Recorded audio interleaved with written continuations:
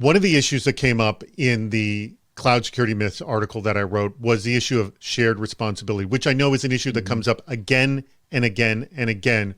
But that's so vague, the shared responsibility. Like, what it comes down to is the burden that's put upon you and the responsibility that's assigned to the cloud provider. And it's more than you initially think as a customer. A lot of our customers think that the cloud provider provides the security, provides the application layer, provides some of the networking components. And while the cloud provider might have some of the services that are there in order to help augment that, the responsibility for the application being up, for the logic that's behind it, for the securing, the identity, the access management, the encryption, all those sorts of layers fall upon the customer rather than the cloud provider. You really need to think of the cloud provider as you were a data center that was coloing or hosting your application or your environment. Really, they're just responsible for the infrastructure, and the burden's on you to configure it and use it correctly. what is the minimum security requirement that I should expect from my cloud provider? Sure. So again, while the cloud provider does have services that can cover network, that can cover the containers, that can cover the configuration, those sorts of things. Typically, those sorts of services are additional to the base providing that the cloud provider will do. So they'll give you the access to the services, they'll give you the storage, they'll give you the compute, they'll give you kind of the, for lack of a better term, hardware that one would have gotten if one is doing this traditionally in a traditional data center sense. But that's it. Right. So the base layer and the base access of things that come are the things that you typically saw when you were putting together a application or instance of something, 5, 10 years ago, maybe 15 years ago, since some of the cloud providers have been around since 2006. But, you order your server, you rack it and stack it, you get the network team to plug it in, you get the server team to harden it, you get the application team to put in the middleware, right? Those sorts of components are really what the cloud provider gets down to, and the configuration of all those things, and then the protection of each of those components at a high level in the domain of application, network, middleware, those sorts of components are the burden is on the customer to provide and to secure it that way.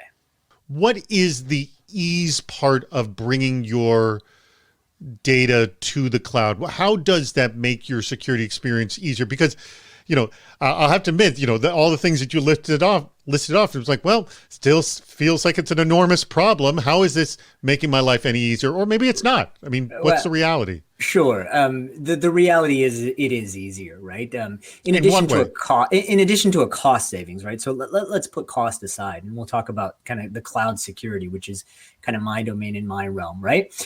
From a visibility perspective, from an operational perspective, the centralization and the ability to see all this in one place, in one console across all your environment becomes very, very powerful for teams to be able to become more efficient and have more visibility into what's happening in their data center and their footprint.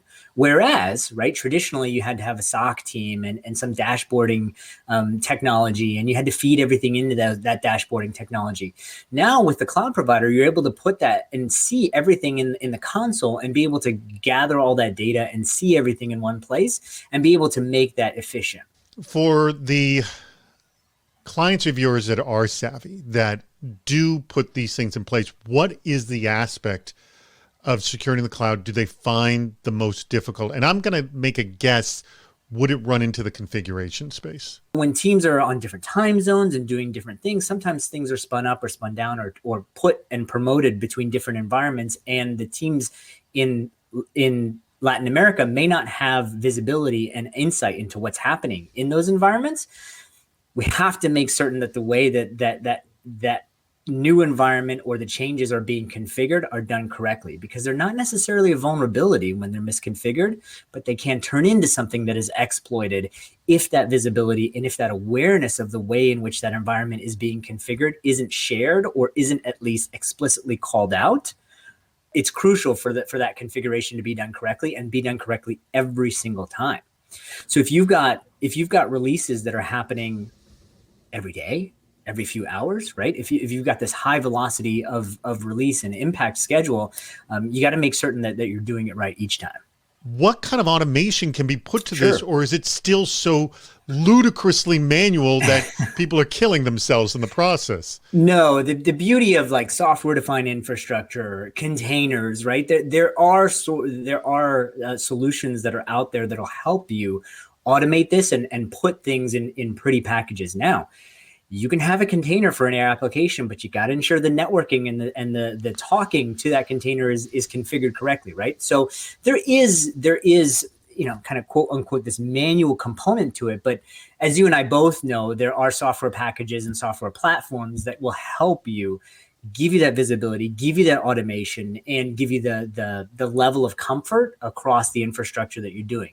If you're just doing this kind of on your own without kind of third party or without public cloud services or components, I would encourage the use of containers and software defined infrastructure as code, those sorts of pieces to ensure that it's not all totally manual.